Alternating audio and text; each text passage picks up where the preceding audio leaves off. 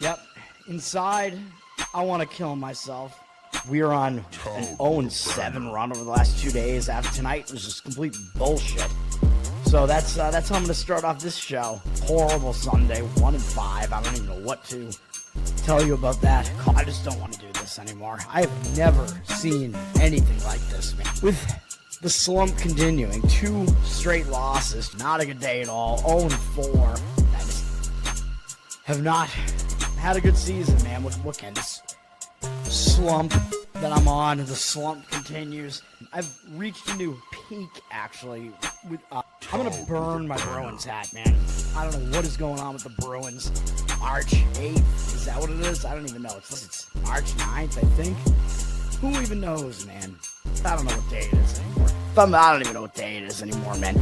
Back with you after the worst day that I could possibly have. Back with you, as I always am.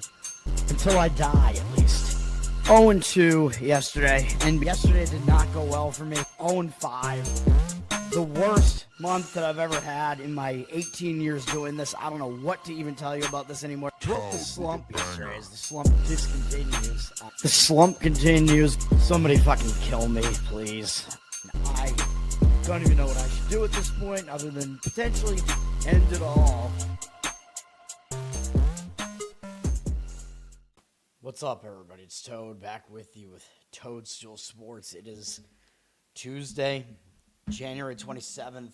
We had a decent day on the show yesterday with 3-1. I would make the argument it should have been 4-0. We had the easy win in the afternoon with Charlotte, even though that line actually dropped to like 1.5. You could have gotten like a -120 money line on that too, but none of that mattered because they won in a giant blowout. I think they might have been winning by 50 points in that game at one point. I don't know how much they won by, probably 30-something. That was an easy win with Charlotte, so that makes you feel pretty good. The rest of the NBA didn't do as well. Orlando had gone up to about 6.5 or so. Not a huge difference there. I think, dude, the final score in that game was extremely misleading. If you look at what happened in that game, Orlando was winning the game outright earlier in the game. Like, I think in the second quarter they were. So it was looking pretty good for Orlando at that point. And then the entire game just swung in the wrong direction. You wound up with Orlando had 17 more field goal attempts in that game, and yet they didn't even cover. How does that even happen? And they only lost the rebounding battle by 3.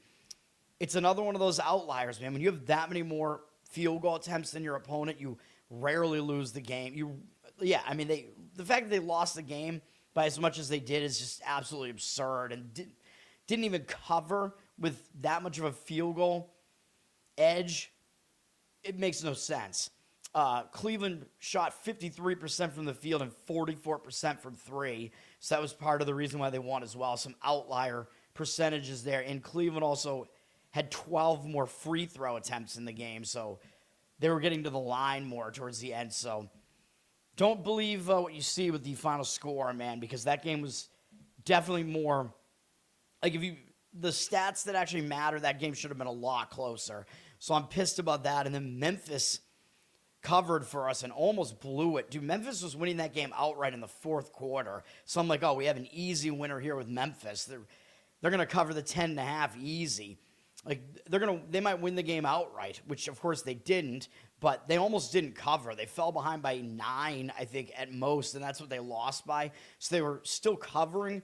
I think it was actually a wire-to-wire cover still, but the fact that they lost that game by 9 was fairly ridiculous because they had that cover in hand the whole time. I don't know what happened in the end. Maybe some intentional fouls or something, but it shouldn't have even been that close. But as long as you got 10.5 on that, you won it, obviously. And then the Islanders, I didn't even pay attention to it, but that was no sweat. They won 4-0. It was not close on the scoreboard, at least, so that was an easy win. So that was probably, I think, the strongest play of the day. If you watch my Instagram videos, I think I kind of made that apparent, but that's the way that it went. It was a good day. Tyson, what's up? Thanks for hanging out. Jeffrey, what's up? Kyle, what's up? Thanks for hanging out, everybody. Yeah, Charlotte was up by 50. That was one of those, there were a couple of afternoon games in the NBA. I was correct about both of them as well, but that was the one that I had the play on. Islanders, yeah, it was Sorokin in net, wasn't it? That was part of the handicap as well, that he was likely going to be back in net there, and he is their better goalie. I don't know about playing unders in Flyers games, though, like ever, because I think the Flyers just give up way too many goals. Yes, be more disciplined. Dirty sock, what's up, man? That's what I try to be, disciplined. That's what I do, man. On the show, I just give out exactly what I'm doing, and that's it.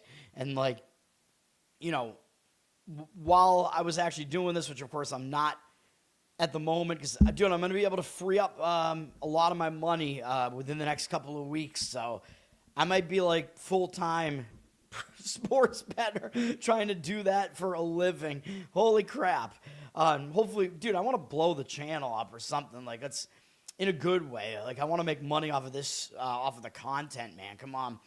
But like when I was doing it, I've done this for whatever, 19 years now. And if I like dabble in like other stuff, it's just really, really small amounts. Or I consider that to not be part of the like actual like profit mechanism. You know what I mean? Like if I'm going to play some random thing, let me just have some money on this. I consider it to be entertainment. I just throw, $10-20 on something. You know what I mean? I don't consider that to be part of the whole thing. So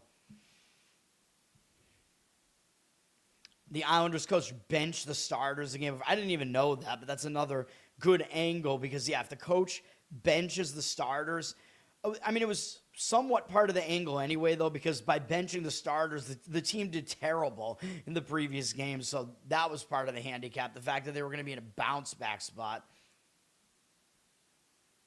Well, yes, I will rejoin you because I've done it as like a side thing for a long, long time. It's just that when I lost my job this past year, I was not really in a position where I had a lot of money freed up. Like I didn't really have the bankroll for it because I was kind of relying on having constant income. In addition to this, I mean, I don't know. Yeah, a system. All right, I have no idea. Let's get into today. We're going to be disciplined today. There's going to be, I got to zoom in here. Yeah, we're going to have a, hang on a second. Oh, crap. Oh, God. StreamYard is just like, what are you doing, man? I apologize. All right, there we go. Yeah, we're going to be disciplined today, man. It's going to be we're going to be really selective today. I'm only going to give out 2 plays. One in college basketball, one in hockey, and it's going to be really uninteresting. It's going to be really ugly, but the name of the game is you're trying to win. Like, that's the whole thing. So that's what we're trying to do here. We have college basketball. We have a couple of afternoon games in the SWAC at 2 p.m., which no interest for me in these, although Alabama State and Texas Southern, this game I kind of looked at just a little bit because I saw that Alabama State has Bethune-Cookman on deck, and that could be a look ahead because they are in first place in the conference now. Alabama State won the conference tournament last year, so there's the possibility here they kind of overlook Texas Southern. It is a second straight road game for Alabama State. They're coming off a win over Prairie View on the road, which isn't a big win or anything, but it's possible they overlooked this Texas Southern team that's way down this year. Texas Southern just beat Alabama A&M, and they are staying at home. That was a fine win as well over a middle-of-the-pack team in the conference. I don't know too much about the SWAC anyway. SWAC and MEAC are rarely going to make my card, but, I mean, they have before. Really rare, but in this one, because Alabama State does have that potential look ahead, I would lean to Texas Southern in this one. They've flipped from a 1.5 dog to a 2-point favorite, though, so the market seems to be agreeing with me on that sentiment there. So out of those 2 games, that would be my preferred approach, if any, in those 2 ugly SWAC games. I think Texas Southern is the way to look. It might be a money line look on that one, actually, depending on what numbers you get there. Brad, what's up, man? Go for it. I will, within, like, the next few weeks, probably. You like Northeastern? Wait, is Northeastern playing today? I don't think there were any Colonial games today. What are you talking about? Or Northeastern? Do you mean Northwestern State? plus the points against Stephen F. Austin. This game is on CBS Sports at 4 p.m., so it's actually televised, so you get to see Stephen F. Austin, on TV if you want. They are one of the better teams in the Southland Conference. Charles, what's up, man? It's going to be between Stephen F. Austin and McNeese in this conference, obviously. Yeah, you're on this Northwestern State side. Looking at this game, I'm talking about it because it is a TV game. Northwestern State is coming off a couple road losses here. They did have a game postponed as well, so they have a little bit of extra time off coming into this game because of these stupid weather postponements. That was supposed to be a home game, though, and now they're going back out on the road again, so now they're actually facing a third straight road game, which I don't love, but they're not going to overlook Stephen F. Austin. Stephen F. Austin already beat them in Northwestern State, so this is a little bit of an avenging road dog angle here in a second of the conference matchups here. If we look at what happened in this first game, Stephen F. Austin was an 8.5-point favorite on the road. They did win the game. Now, based on the fact they were an 8.5-point favorite here, this line today is a little bit high, I would say, based on that. Although I think you did have to kind of adjust the power ratings on the two teams. Like, Stephen F. Austin is probably a little bit better than we thought they were at this point. But that's, I still think the line might be a little bit high. If we look at what happened in this game, the game wasn't really a blowout or anything, but the game was pretty much out of reach by the end of it. It was a fairly easy win for Stephen F. Austin. I don't want to say it was misleading or anything really, because they're clearly the better team here. Looking at the stats and whatever, to me, it doesn't seem like there was much of an outlier here or anything. Stephen F. Austin did win the rebounding battle, which I'm not surprised by. But yes, clearly they're the better team. You're having to lay a ton of points with Stephen F. Austin in this one. And Stephen F. Austin, I would probably like this better if they had McNeese on deck, which they don't. They have them in 2 games. They play Southeastern Louisiana next, which is not a huge game. They're in last place in the conference, in fact. But still, there is the potential they overlook Northwestern State here. Stephen F. Austin did just win 3 straight games on the road, including beating Nichols, who's been one of the better teams in the conference. And they beat Lamar in their last game, which was a decent win as well, although I'm pretty sure Stephen F. Austin was a favorite in that game, despite being the road team. So I don't really have interest in it, but I would not disagree with Northwestern State in this one because, again, you know me, I like to look at those road underdogs in the second matchup if they lost at home, but I worry about it a little bit because Stephen F. Austin is clearly the better of the two teams here, but they are laying 14 in this one. I'll agree with taking the points there, but it's not a strong opinion from me. All right. We have ACC Network at 6 p.m., Wake Forest and Pitt. We have a decent amount of big conference games today, but my play is not in one of them, and I don't know. I don't have a good read on really any of these games, to be honest. I have some opinions, but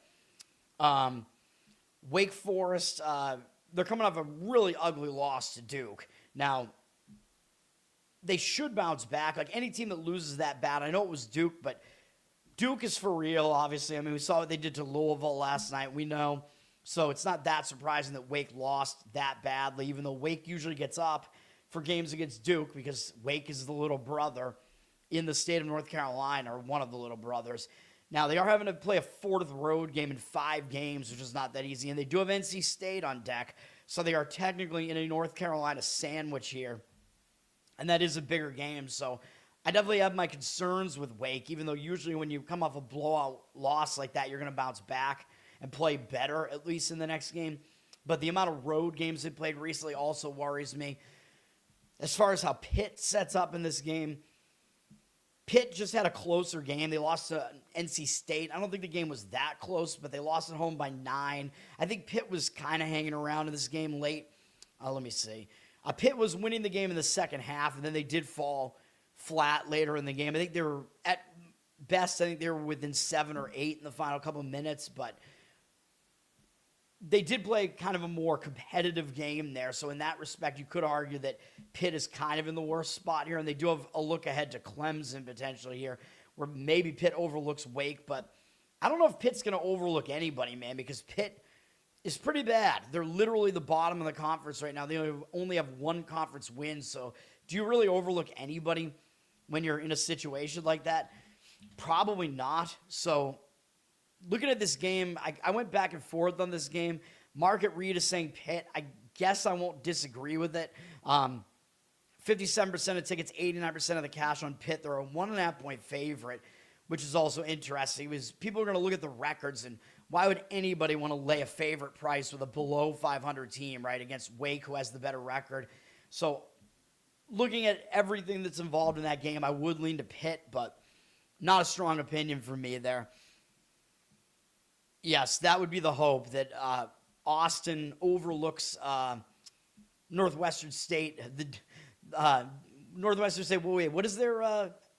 why do I forget what are they? They're the Purple Demons or something. They have some crazy name. Oh, they're just the Demons now. I think they were the Purple Demons or something like that for a while. They shortened it. But yes, of course you're allowed to be the Demons. You're not going to have that name wokeified. It's already right in line with what they want to do. But yes, the Northwestern State, could be overlooked there for sure. All right, we have Fox Sports 1, the first ranked team that's playing is Michigan State, number 7 in the country at Rutgers. Rutgers, not a very good team, obviously, at 6:30 p.m. Eastern. Now, the big part of the handicap here is that Michigan State has Michigan next. So that's really, I think, the main component of this is they could be looking ahead to Michigan. That's a monster game, obviously, for a whole slew of reasons. I mean, both teams playing well. It's a massive rivalry game. Michigan's one of the top teams in the country. You know that Michigan State's going to be looking they're going to be looking ahead. I don't see them really having full focus here on Rutgers. And looking at what Michigan State's done on the road, they haven't had that many road games, and they haven't been that great. I mean, they barely got by Penn State, although they were coming off a huge game against Duke, and we won with Penn State covering here on the show in that one. Michigan State, we lost with them against Nebraska. Unfortunately, they failed to cover, I think, barely in that game. But, I mean, I'm not going to knock them too much for losing on the road to Nebraska. And then they did win at Washington and at Oregon, which those aren't very good teams, but they were out on the Pacific Coast for those games, which was at least a weird travel spot and kind of an unfamiliar venue to them. So I'm not going to say they've been bad on the road, but having to go out to New Jersey and, we're still having the lingering effects of the snow up here and whatever, although, of course, Michigan is used to the snow as well. Michigan State, the state of Michigan is. Don't know if that's going to affect them at all, affect their travel, whatever, but again, they could be looking ahead to Michigan. It's just a huge game. So that's kind of the handicap here, whereas Rutgers, I think you at least know you'll get an effort out of Rutgers here. They just lost at home horribly to Indiana, 82-59. Rutgers staying at home after that. They got Michigan State coming into their house. You know they're at least going to try to put in an effort in this game, I would say. So I think it's more known that you're going to get an effort out of Rutgers here. So I would have to take the points with Rutgers if I was going to play this. It's not on my card, but that's the way I would lean. Michigan State's extremely public. It looks like 92% of the tickets, but the money looks like it's in disagreement with that. Maybe a bit of a sharp square divide on this one. 59% of the cash coming in on Rutgers. So the money is coming in on Rutgers. Michigan State's a 15-point road favorite, and both teams like to play slow. They play some ugly, low-scoring games. The total in the 130s makes it more tempting to want to take a huge underdog price with a home dog here. So a few things do line up on the Rutgers side there. That is the way that I would lean in that game. All right. Actually, Nebraska, Michigan, I forgot to handicap this game this morning because I already knew what my thoughts were on the game. Hold on. I got to figure out if I'm going to add this to my card or not. This is on Peacock at 7 p.m. The big game of the day, number 5, Nebraska, number 3, Michigan. But if you go consult old Ken Pomeroy here, he has Michigan as the second best team in the country, and they've been flip-flopping with Arizona, so you could make the argument they're the best team in the country. And he's got Nebraska 12th, so he has Michigan better on both sides of the ball than Nebraska. Both teams are actually better defensively than offensively, but he's got, Michigan just better both sides of the ball.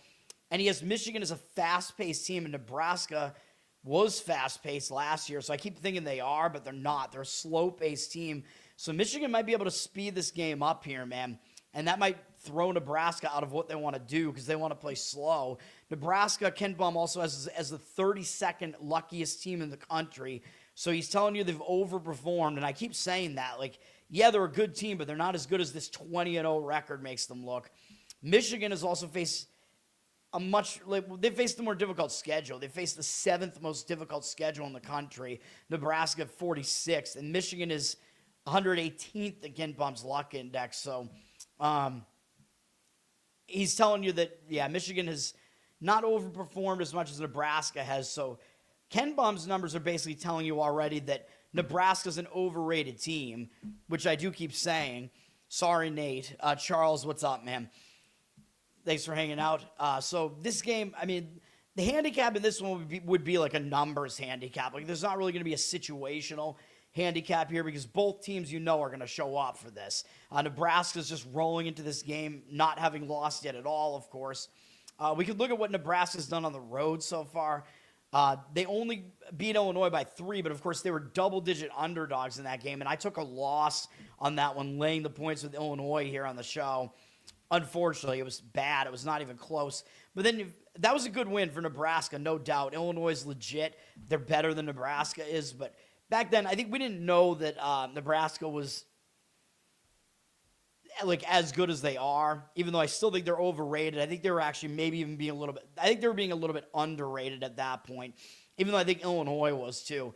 Now, Nebraska beat Michigan State, of course, at home. That was their biggest kind of statement win.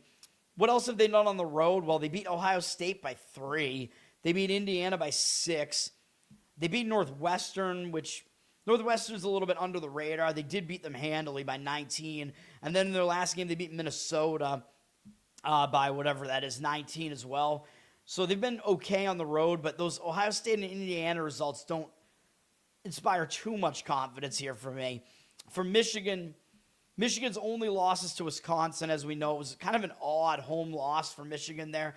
They didn't have that game really surrounded by anything. I don't know what happened in that game. Just it seems like it was a bit more of an outlier to me now. And now Michigan, of course, they're on a 4-game win streak as well coming into this one. They've stayed at home the last couple of games, so they've had to travel less here.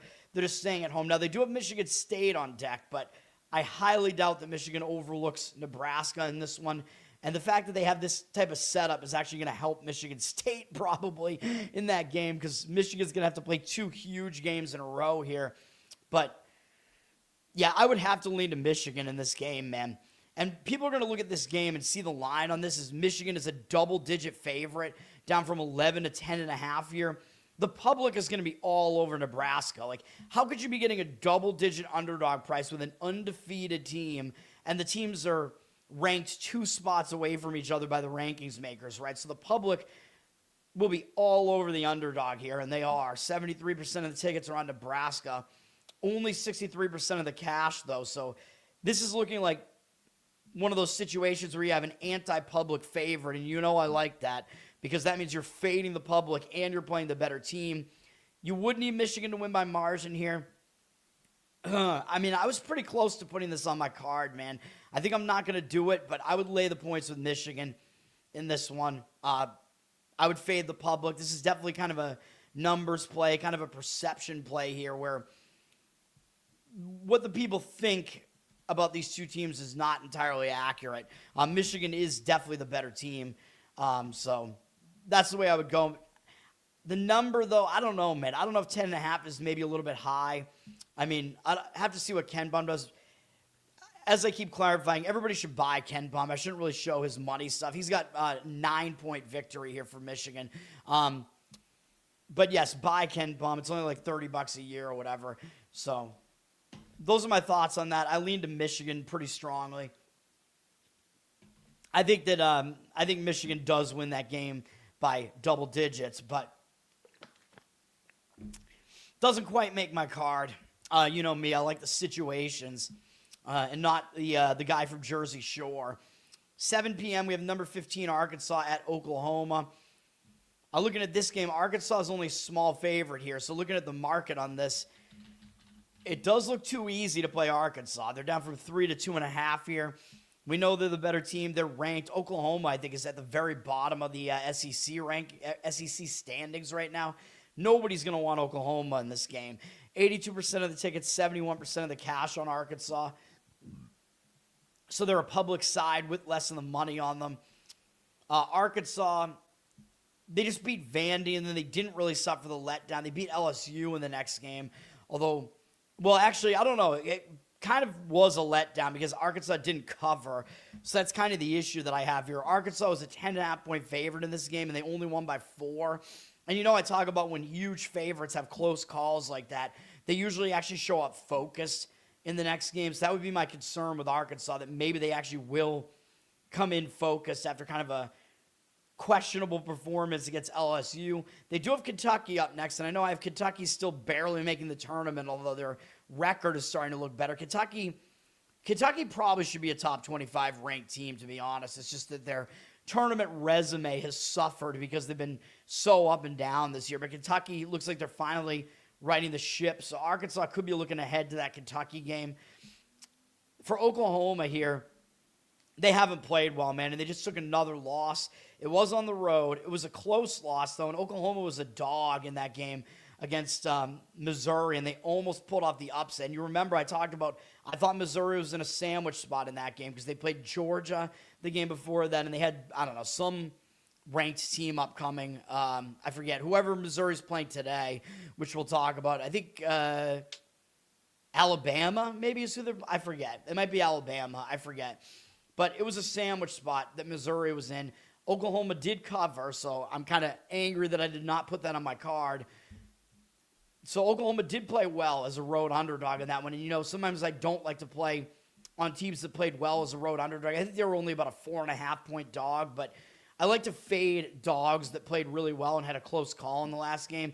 So the situational aspect of this game kind of worries me a little bit as far as Oklahoma is concerned. Oklahoma has lost a ton of games in a row, though, so I think they really can't afford to overlook anybody. You know, like, they're not going to overlook a ranked Arkansas team coming into their place. And if you look at what Oklahoma's done at home, they actually almost beat Alabama at home. That's not too bad. They beat Ole Miss at home. I know they're down this year, but that's an okay win. And they lost to Florida. I'm not really going to knock them for that. Florida, as I said last night, I think is probably the best team in the SEC. By the way, thanks for everybody for showing up for the bracketology show last night as well, which I usually do on Monday nights right now. And I might have to do them multiple times a week once you really get into the heat of the lead up to March Madness here. But anyway, Oklahoma, I just don't really see them overlooking anybody, man, and that's kind of the thing here. And there could still be the potential that Arkansas does overlook them. I don't love the situational setup, but I will agree with the market on this one and lean towards taking the points with Oklahoma, but I don't love it by any means. ESPN 2 at 7 p.m. has number 17 Virginia at Notre Dame. Virginia is coming off a pretty tough loss against North Carolina. Now, that was a big game, no doubt about it, and it ended a 5-game win streak for Virginia. And I talk about how when you lose a win streak, sometimes you'll lose the same game twice, especially if you lost that win streak in a big game. It might hang you over. So that was a big game. So I could see this being a hangover spot for Virginia. And I lean towards it being that. Like, I would probably fade Virginia in this game. One concern might be, though, that Virginia was actually a 7.5-point favorite or so in that game against North Carolina. So they did lose as a favorite. So sometimes teams that lose as favorites, they'll actually bounce back in the next game. But Virginia, you know, having to go to South Bend, kind of a weird spot for them. Notre Dame just beat BC at home to end a 5-game losing streak. So we have streaks going in the opposite directions here where Virginia just lost a win streak. Notre Dame just ended a losing streak. So Notre Dame, the momentum for them sets up better, in my opinion, coming into this one because they ended their losing momentum. And Notre Dame just looked really bad at North Carolina the game before the BC game. So people might look at that and think, oh, well, Virginia almost beat North Carolina. Notre Dame got blown out by them. So this is pretty easy, right? You play Virginia here, but we're not questioning that Virginia's the better team. Of course they are. We all know this. But the question is, should we be laying this many points with Virginia on the road in this spot, and I would say no. Virginia's laying 9.5 here on the road, 50-50 on the tickets, 64% of the cash on Notre Dame. I agree with the market in this one. I would take the points with Notre Dame if I was going to play it. Virginia does not have a big game up next, though. I forget who they play, but it wasn't anything. Like, there wasn't really a look-ahead component to this. It's Boston College. Yeah, not a look-ahead. But still, for me, lean to Notre Dame in that one. Virginia also plays slow. Not as slow as they did under the Tony Bennett era, but they still play pretty slow, so they're still a slow-down team, and you're asking them to lay a bunch of points on the road. Notre Dame actually plays even slower than Virginia, and the total's pretty low at 141, so could be a game where points are at a bit of a premium there as well, and taking the points with the home team makes more sense in a game like that. Next up is my actual play. I don't know if anybody was able to guess it, but we're going Southland on this. We're going to be on East Texas A&M +7.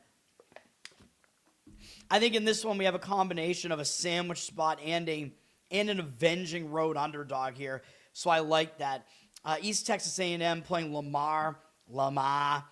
East Texas A&M did lose already at home to Lamar. Now, one issue that I do have with this is that the line in this game was Lamar 5.5, which would indicate that they should probably be like a 10-point favorite in this one. So I don't know why they're only 7 here. So I do worry about that the number doesn't make a whole lot of sense based on what this number was, although this number opened 2.5.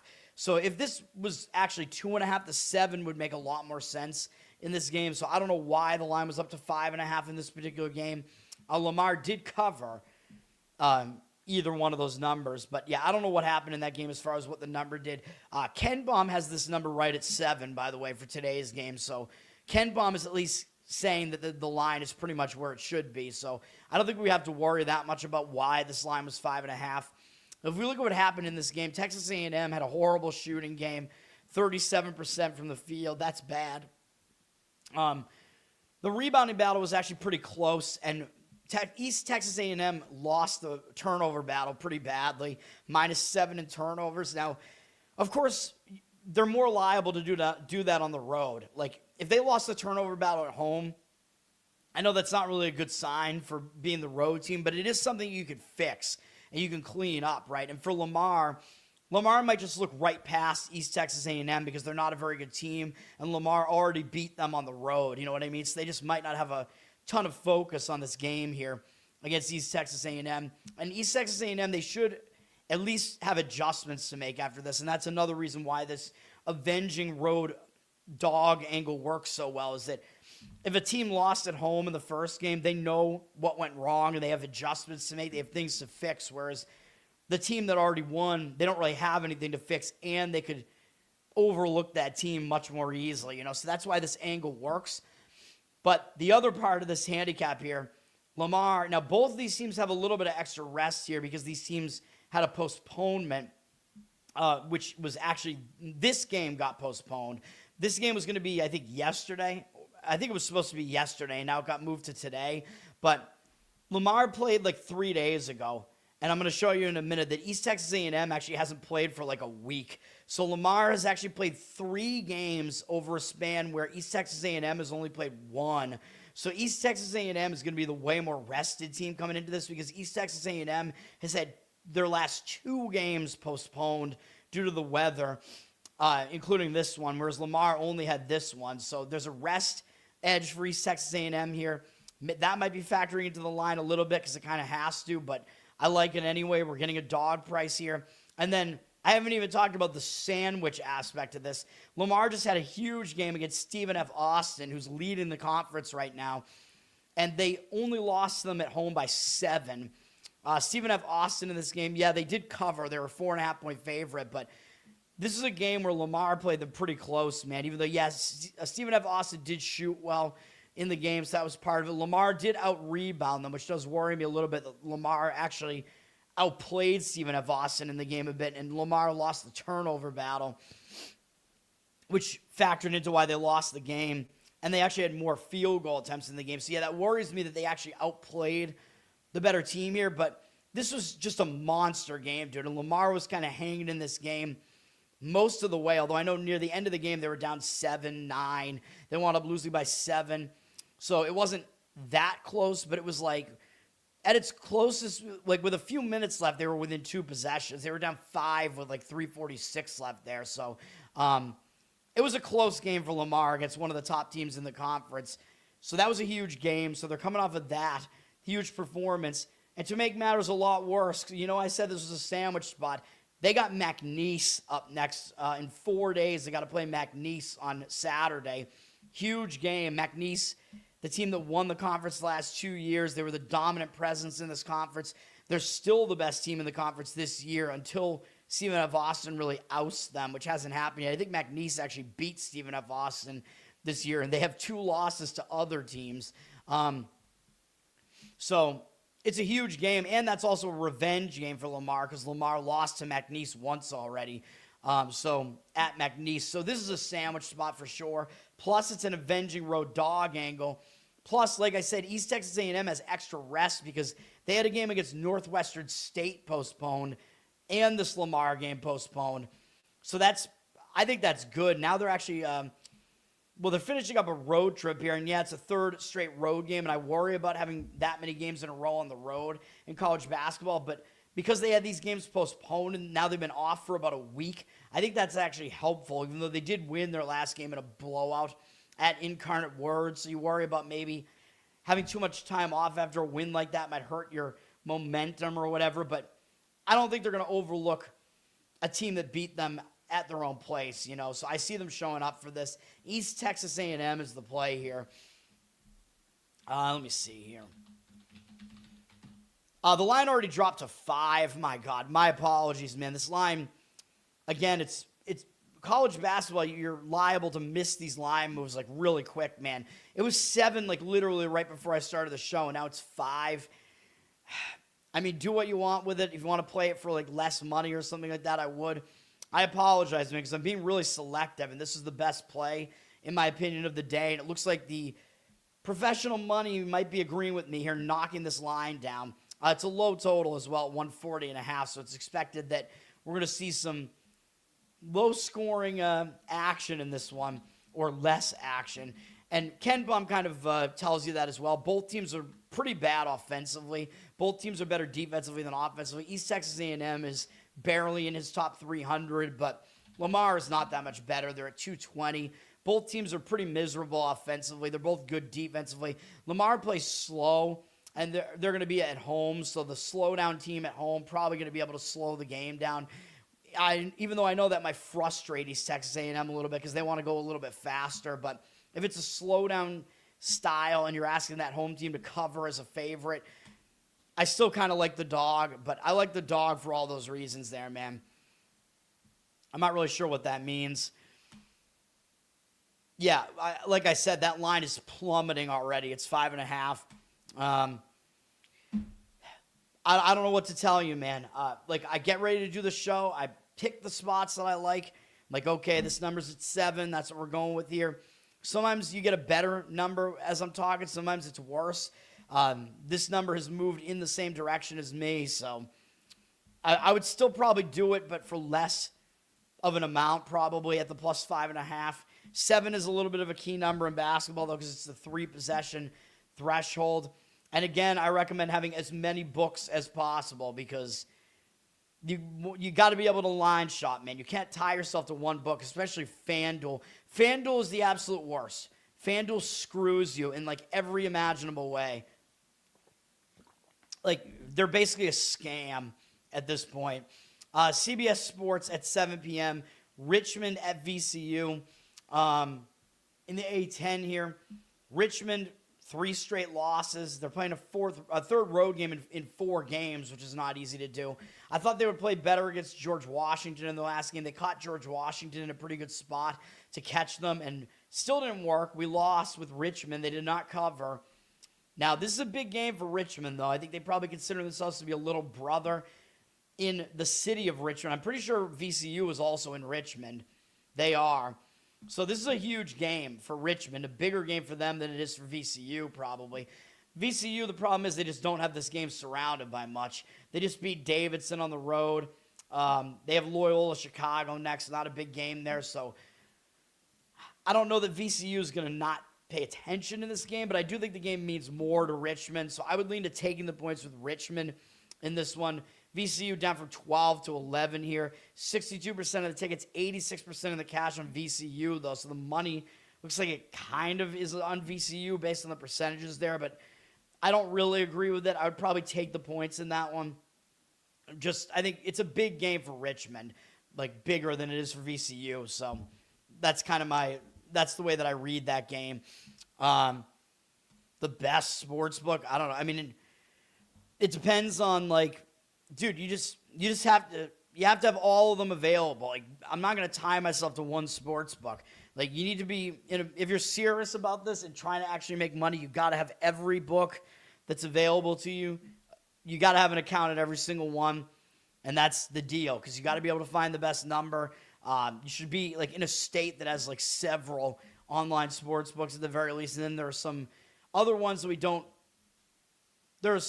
we aren't allowed to talk about that are offshore. Actually, on YouTube, I might get it's possible the show gets taken down just because we mentioned any sports book at all. So I don't even think I'm allowed to name them out by name, but there are certain ones that lag behind others, and like they lag behind like the main two, which you know what I'm talking about. So those other books are better than those two generally, like for getting better numbers.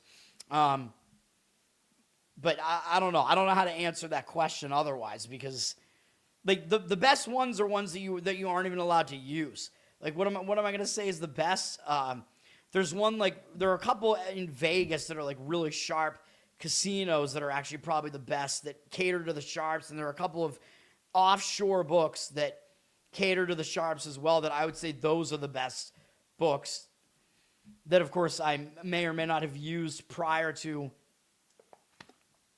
the legalization of these things in certain states. Arizona State at UCF. This is kind of a weird travel spot for Arizona State. Arizona State just ended a losing streak by beating Cincinnati. They lost 3 games in a row, but now they got to travel out to Florida. And I don't know that Arizona State's played on the East Coast this entire season. I don't believe they have.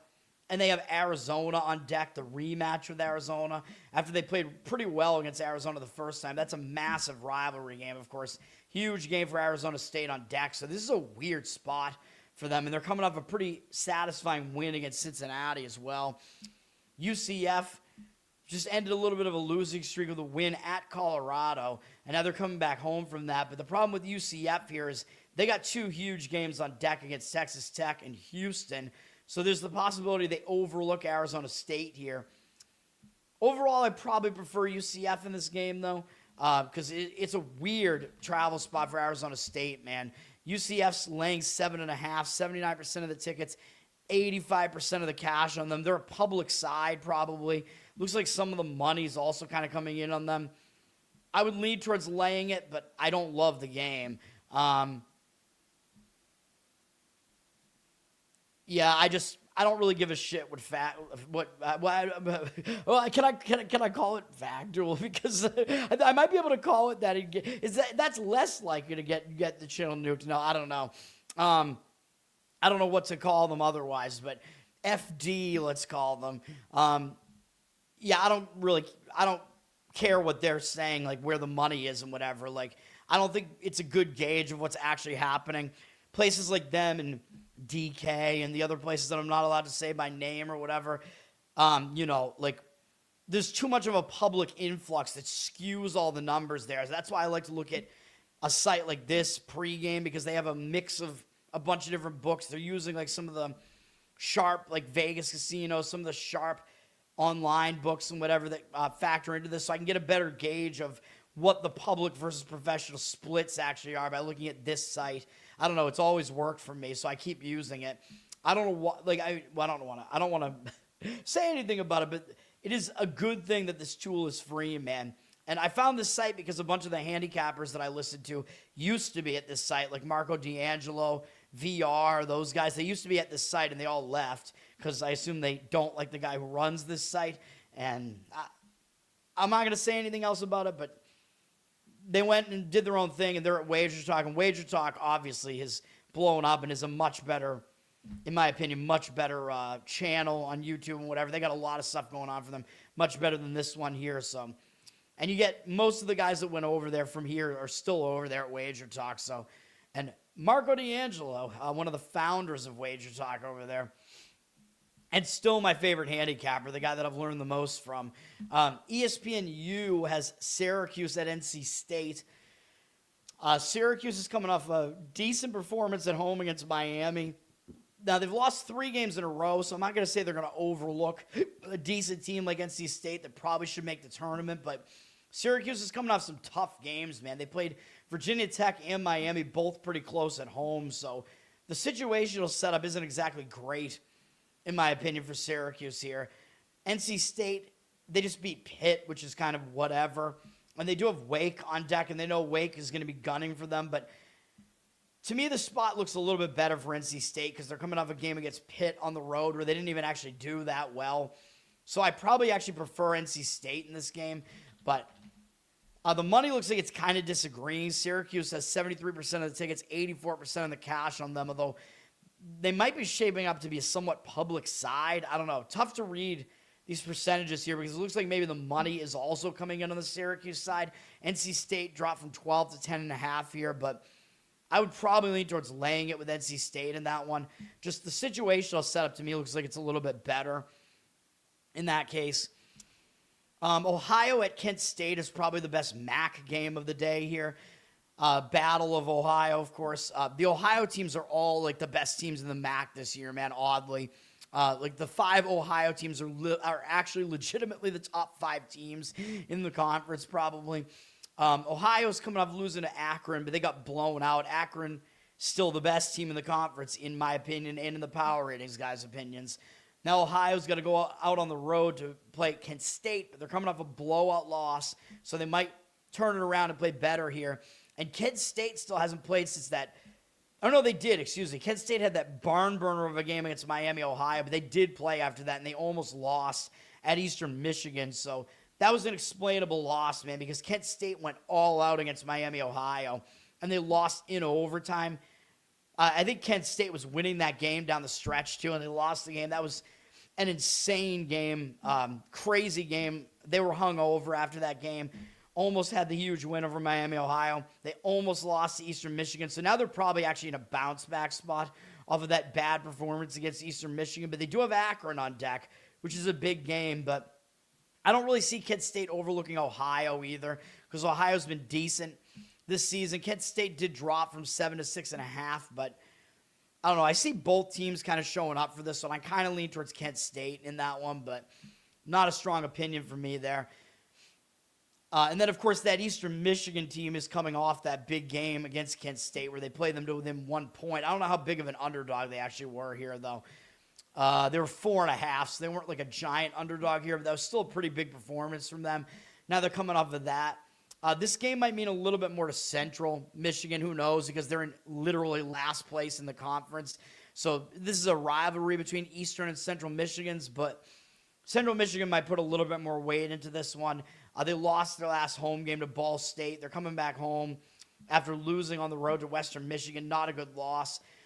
Central Michigan has actually been decent at home. If you look at their conference home losses this year, they did lose to Ohio pretty badly, which isn't a terrible loss, but they played Toledo to within 3, and they actually beat Kent State at home. So Central Michigan actually hasn't been that bad at home. So I lean Central Michigan in this game. No, I do not want to bookmark this.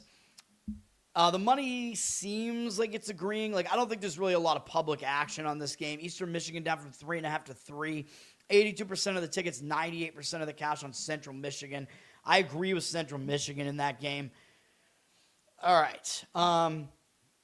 What other games did I even want to talk about here, man? I'll talk about other games if you want me to, but we have Providence at UConn. Number 2, UConn, which I think they're overranked, man, and Ken Pom will tell you that that's the case because he has UConn probably somewhere around 8. He actually has them at 10, excuse me.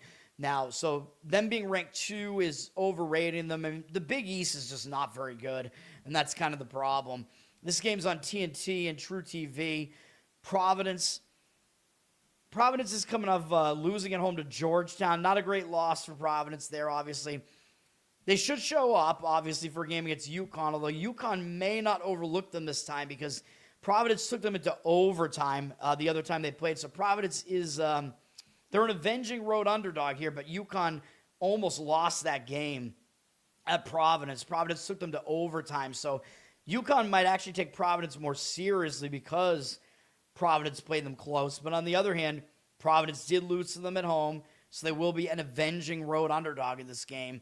UConn coming up beating Villanova, which was a pretty big win. Villanova, one of the teams that's closest to them in the standings. And they do have Creighton up next, which is another pretty big game. They're going on the road to play Creighton.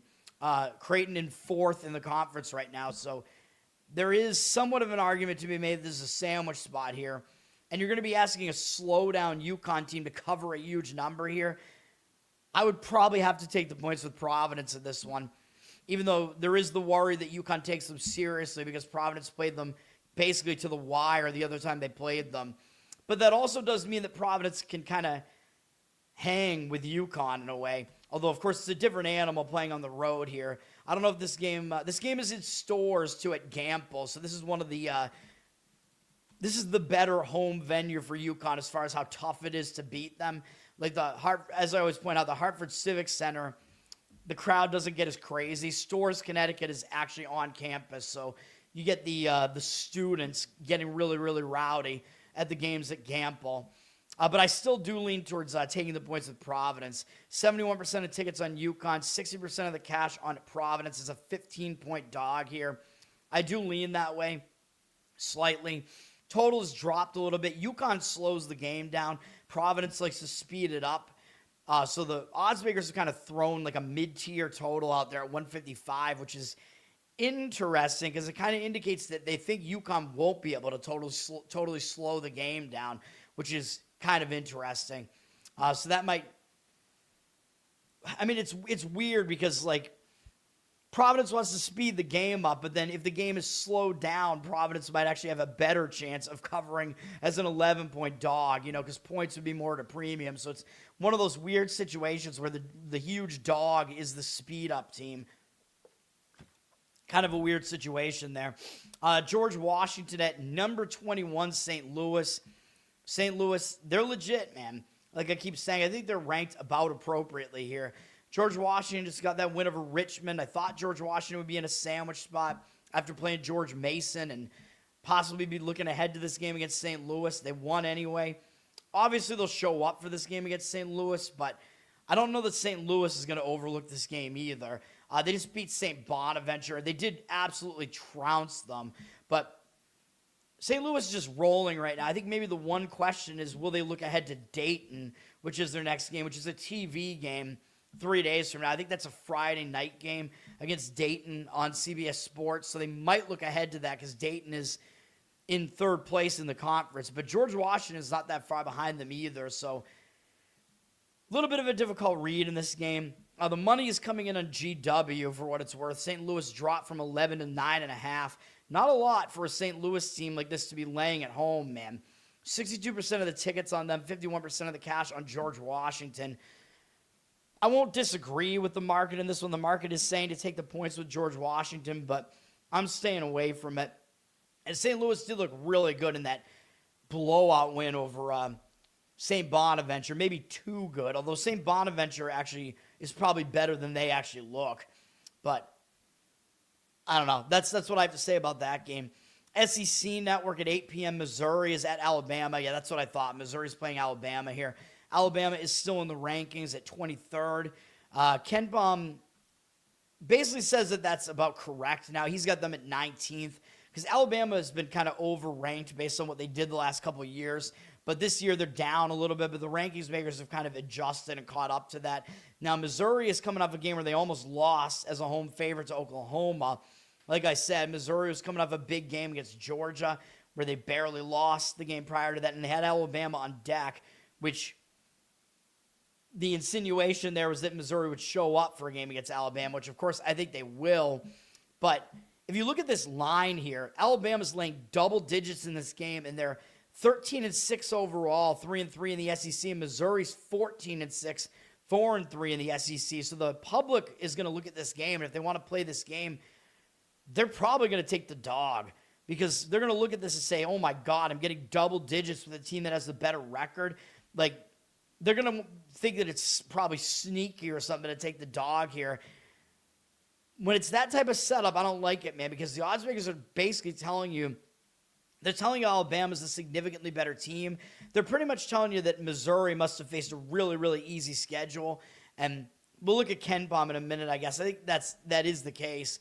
Alabama is coming off a loss at home as a favorite to Tennessee. Now, I could see this going two ways because that was a big game. It's always big when you play Tennessee. But Alabama just can't get over the hump against Tennessee. Tennessee's won 5 games in a row against them. So I could see it going both ways here because Alabama lost as a home favorite, and sometimes the team will bounce back after they lose the home favorite. But on the other hand, that was a big game against Tennessee, so will they overlook Missouri here? And Alabama does have Florida on deck, which is a pretty big game. So I don't know. I don't know which way this is going to go. Missouri coming into this one, I already showed what they're coming off of, that barely getting by Oklahoma. So it's an interesting game here where I think the situation actually kind of favors Missouri, but I think the numbers kind of favor Alabama. So I was thinking the numbers guys might come in on Alabama here and that Missouri would be a public side just based on the records, but it looks like that's not really the case. Alabama's a 10.5-point favorite. 53% of tickets on them. It's 76% of the cash coming back on Missouri. So maybe the fact that Alabama's ranked is kind of keeping the public away from Missouri a little bit. I don't know, man, but the money is saying Missouri. Based on the situation, I don't really disagree. I would probably lean to Missouri as well, but the numbers kind of start indicating in the other direction a little bit, though. Like, I don't know, where does KenPom even have Missouri ranked? Let me see. He has them 56, so that's not very good. They're barely in the top 100 defensively, which is not that good. They play slow. And, of course, Alabama is a speed-up team, so Missouri is potentially going to be thrown off by Alabama playing way fast. It's going to get Missouri uncomfortable. KenPom's got Missouri 62nd in luck, which isn't good either. It means they've overperformed, and 91st is straight the schedule. Alabama, by the way, according to KenPom, has faced the number 1 strength of schedule. So that's what I was saying. They've faced the stronger schedule, like without question. And yeah, Alabama's 8th in the country in tempo. They're actually the better team on both sides of the ball than Missouri, even though Alabama's not a very good defensive team. They're way better offensively. And Alabama's unlucky, actually, according to KenPom, at 251st. So I don't want to come in and take Missouri in that one, although the money is saying Missouri. I think the situation says Missouri. But like I said, the analytics and the numbers say Alabama in the game. So it's got to be a stay away for me. Indiana State at Illinois-Chicago. Illinois-Chicago is coming off a big upset road win of Bradley, which is also an in-state little big brother situation, I think, where Bradley, I think, is considered to be the bigger brother to them in Illinois. That was a big win for UIC. They're actually playing well in conference right now. They've won 6 straight games, but this could be a bit of a letdown for them, man. They're playing Indiana State. They have not played them yet this year, but I just see this maybe being a letdown spot here. And Indiana State hasn't played very well in conference play. They've lost 3 more games in a row. They just lost at home to Drake. They are playing a third road game in 4 games, which is a little bit difficult. But Indiana State did lose to Bradley on the road the game before that. So the public, if they look at this game, might be saying, well, Indiana State lost to Bradley and UIC beat them. So this is really easy, right? Like, you play UIC here. It looks really easy to play UIC here, but I would disagree with it. I would take the points with Indiana State in this one. UIC is down from 7 to 6.5, but 57% of tickets, 93% of the cash on UIC. So it looks like the money is kind of disagreeing with me there and laying the points, but I would not. I would take the points if I was going to play it in that one. I just think it's a letdown spot for UIC, and that's kind of the simple handicapping version there. A lot of games still to talk about, man. These Tuesdays and Wednesdays really difficult to get this show done, man. Georgia Tech at Virginia Tech in the Battle of the Techs on the ACC Network at 8 p.m. Georgia Tech coming off a loss by double digits to Clemson at home. I mean, that was a big game against Clemson, but they got blown out. So I don't really see Georgia Tech overlooking really anybody at this point because they're just not playing that well. They do have North Carolina up next, but I just don't see them overlooking a potential playoffs, a potential tournament team in Virginia Tech here. Now, Virginia Tech, they're not as good as their record looks, as I keep saying. Their schedule has not been that intimidating. They're coming off a loss on the road to Louisville by double digits. They do have Duke on deck, and that is a monster game against Duke. I think the potential for the overlook is more on the Virginia Tech side. Like, there's more potential for them to overlook their opponent here, so I'd probably lean towards Georgia Tech plus the points in this one, but I don't like the game at all.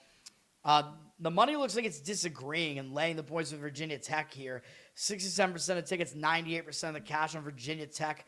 They're up from 8.5 to 9, but I don't love it, man, because, again, I think they're a little bit overrated based on their record. Yeah, and I think the look ahead to Duke might affect them more than the look ahead is going to affect a team like Georgia Tech, who more desperately needs some wins here. Okay, we have Fox Sports 1, Kansas State at West Virginia. Big 12 matchup here. Kansas State is coming off their big rivalry game against Kansas, but they got blown out. I thought we'd get a better performance out of Kansas State there. Nope, they got destroyed. So maybe it'll be better for them to just go out on the road. I mean, I don't really see Kansas State overlooking anybody right now, but it's kind of a weird travel spot going to Morgantown, and Kansas State's just not that good, man. West Virginia is the better team. West Virginia's coming back home from going to Arizona, and of course, they lost to Arizona in their last game. No shocker there. They got blown out. So they're coming off a blowout loss, too. So West Virginia may show up with focus as well, just because that was an ugly loss. So I don't really see that much of a scheduling advantage one way or the other here, but the money seems like it's kind of indicating on taking the points with Kansas State. West Virginia up from 8.5 to 9 here, which is a lot to lay with a very slow-paced West Virginia team. It's not that good offensively. 67% of tickets, 64% of the cash, so the money seems like it is fading West Virginia a little bit here. Total's fairly low in the 140s. Kansas State's going to try to speed the game up, man, and West Virginia's going to slow it down, but trying to lay points with a slow-down team like this, I don't love it. I would probably lean towards taking the points with Kansas State, but I don't like it very much at all. Purdue is down to number 12 in the country at Indiana. I think Purdue is being overlooked a little bit based on that. They're being underranked, at least. Let's just put it that way. I think they're a legit team. Ken Pom has them at 8th in the country. They're not good defensively, really, though, at least as far as like these elite teams. Purdue is much better on the offensive side than the defensive side. They're going to Indiana here. And now Indiana, this is a huge game for Indiana, though, because they're the little brother in the state of Indiana to Purdue at this point. So I think the game probably means more to Indiana. Purdue is coming off that home loss to Illinois. So they've lost 2 in a row, but that was a tough spot for them coming back from the Pacific Coast. They had lost a long win streaks. They were in a bit of a hangover. That's why I recommended leaning towards Illinois in that game. Wasn't a play or anything, but Illinois got the outright win. Huge win for Illinois. Now, does Purdue bounce back? I don't know, because they did just lose as a home favorite, and that was kind of that hangover spot, so they could bounce back. Although, on the other hand, that was a big game against Illinois as well, so I could see it going either way for Purdue here. For Indiana, you know they're going to show up. They just ended a loss streak by beating Rutgers. They're not going to overlook Purdue here, but now they have some new momentum coming into this game against Purdue off of beating Rutgers. So this is a tough handicap, dude. Purdue is only laying 5. It's gone up from 4 to 5, 5 with juice. They're very public, 90% of the tickets, 94% of the cash on them. I'd probably slightly lean towards taking the points with Indiana, but I would not be shocked if Purdue comes out with a much bigger effort after that game against Illinois, so I have to stay away from this. It wouldn't shock me if this game goes in really any direction. Like, I could see it being a Purdue blowout, and I could also see it being an Indiana outright win. So this game is very difficult for me to handicap the side. I have to stay away from that game. But you know me, my tendency is to take the points going against the public, but there are certain situations where the situation will be so strong that I'll disagree with it. This one, the situation, I can see arguments for both sides, so got to stay away. Kentucky at number 18, Vandy on ESPN. I think both of these teams are actually underranked at this point. Kentucky, Ken Pom has them 28th, but I actually think they might be legitimately a top 25 team. He's got Vandy at 13th, so they're being a little bit underranked now because they've lost a few games. I don't think either team is going to not show up here, though. Kentucky does have some momentum now.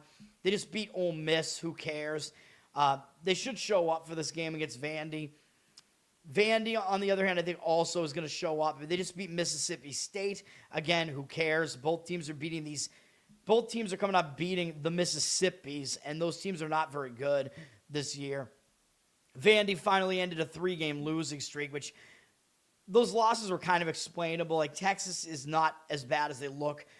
Then Vandy was kind of in a hangover spot after their first loss. Florida is, of course, very legit. Vandy lost to them. And then I think because that was such a big game, Vandy just had a bad game in the next game against Arkansas. But they erased all that losing momentum with a win against Mississippi State. So they're coming into this game with momentum here. I think both teams will show up, but I think if that's the case, I think I would have to probably lean towards the better team, which is Vandy. But both teams are a little bit underranked right now, I think, man. Although I prefer Vandy because I just think they're the more balanced team. Ken Pom has them in the top 20 in both offense and defense. And for Kentucky, they're actually not even in the top 30 in either. Kentucky's fairly balanced as well, to be honest. But, yeah, I probably prefer Vandy here. Vandy's a little bit more of a speed-up team as well, and they might be able to speed the game up a bit more. But Kentucky's been the unlucky Kentucky. They've been the unluckier of the two teams, according to Ken Pom, so far. But I still think I don't know. To me, it seems like the public just doesn't consider Vandy to be legit. They're up from 6.5 to 7.5, but the money looks like it's indicating on Kentucky, with tickets being 50-50 and Kentucky getting 70% of the money, but I kind of disagree with it. Again, I think I lean towards the better team in what I think is a focus spot. Although a focus spot for both teams there. Our good old pals at Miami, Ohio, who are ranked 24th in the country, even though Ken Pom has them at 86th. They moved up a little bit in Ken Pom's rankings. Undefeated Miami, Ohio, ranked 24th in the country, way overrated, of course, based on that ranking. 9 p.m. on ESPNU, Miami, Ohio, just because they're Miami, Ohio, and because of what they're doing, they get the TV billing here. Zach, what's up, man? Thanks for hanging out. They're playing UMass here. UMass, I mean, they've been a decently competitive team in the conference here. They got a couple of recent wins against Toledo. They got a win at Buffalo. They played pretty close at Ohio. They had a close game at home against Bowling Green. UMass is an okay team in the conference, so there's the chance they could be competitive here. But this is a 4th road game in 5 games, which is not easy. And they are coming off, I think, a mild upset of Buffalo in the last game on the road. Buffalo's not as good as they really appeared based on their overall record, though. Now, for Miami, Ohio, though, they have not played since that barn burner against Kent. And that was a big game for Miami, Ohio, man. Huge Ohio rivalry. And they haven't played since then. So now Miami, Ohio might have their momentum disrupted because they haven't played for a while. And when you're winning like this, like Miami, Ohio is, you do not want to have a long time off, man. You don't want to have a break. You want to keep playing. And that was a huge game that went into overtime. Big win over Kent State. So I do prefer UMass in this game, man. And again, I think you're probably getting a little bit of live value here just because Miami, Ohio is this team that is in the rankings where they really should not be. And they're still one of the luckiest teams in the country, and they face one of the least difficult schedules. Miami, Ohio is up from 9.5 to 10 here. I think it's a bit much. 60% of the tickets are on them. Of course, the public, they'll come in and play Miami, Ohio in this one most likely. But 80% of the cash on UMass. So it might be a pros versus Joes situation there. I would lean towards UMass in that one. A lot of TV games here late night, man, to finish this off. St. Joe's at Loyola, Chicago, and CBS Sports. I don't know why this game is getting a TV spot, to be honest. This is a bad game. St. Joe's just beat us over on Saturday. They upset Dayton. Even though St. Joe's is coming off a huge game against VCU and played them pretty close in the prior game, which was my handicap. I thought Dayton was going to be in a bounce back off of an ugly loss to LaSalle. That didn't happen, and St. Joe's beat us. But now St. Joe's is coming off 2 huge games against VCU and Dayton. So the letdown spot might come here, going on the road to play Loyola Chicago. Loyola, they've had a bad season, man, and they're on a bad losing streak. They've lost 7 games in a row, so I just don't see them being unfocused in this one, man. Even though they have VCU up next, I just don't really think Loyola can overlook anybody at this point. I think it is a letdown spot for St. Joe's here, so I would lean to Loyola here. And the money seems to agree. It looks pretty easy to lay the 3.5 with St. Joe's against a bad Loyola team here, but that's not what I would do in this one. 71% of the tickets are on St. Joe's, 60% of the cash, though, on the Loyola Chicago side, and that's the way I would lean in that game as well. I agree with the market in that one. TNT, True TV, HBO Max has Creighton at Marquette, which at the start of the season, this looked like it was going to be a better game than it is. Creighton's been okay. Like, they're playing okay in the Big East. They had a pretty difficult out-of-conference schedule, which is why their overall record doesn't look that good. They're kind of a tournament bubble team right now. They're coming off barely beating Xavier at home, which is not a great win, but it got the job done. Now they're having to go to Marquette, which is in Milwaukee, and Creighton does have UConn on deck, so they might be looking ahead maybe. That is a big game against UConn. They did already beat Marquette by 21 at home, so there's the possibility they overlook Marquette for that reason too. So some of these things do have me leaning towards Marquette here, and Marquette did just lose pretty ugly by double digits at Butler. So, yeah, I would probably have to lean to Marquette in this one. You know you're going to be getting points with them. And it's not a lot, actually. It looks actually way too easy to lay the points with Creighton. Creighton's down from a 3-point favorite to a 2-point favorite here. And they're public, of course. 74% of the tickets on them. Only 57% of the cash. I'll agree with the market read on this one as well and lean towards Marquette in the game. I don't disagree with that. I think it's a tricky spot for Creighton. Marquette probably going to be the more desperate team there. And then we got a couple of games here. Mountain West playing some late night games here. Fox Sports 1 has Grand Canyon and Nevada. This could be a good game, man. Grand Canyon's been playing well in the Mountain West, but I think that Grand Canyon's games are very, I think for the most part, they're going to be kind of home-centric, like home advantageous, because these teams are not used to playing at Grand Canyon, so they have a little bit of an extra home advantage because they're new to the conference. But Grand Canyon's not used to playing some of these teams in their spots. So Grand Canyon might struggle on the road a little bit, although I said that as part of the handicap on Saturday or whatever against Fresno, and we did not get the cover with Fresno in that game. Grand Canyon still won and covered, even though they were coming up monster wins against Utah State and San Diego State, both at home. And I thought a road spot would be a little bit tricky.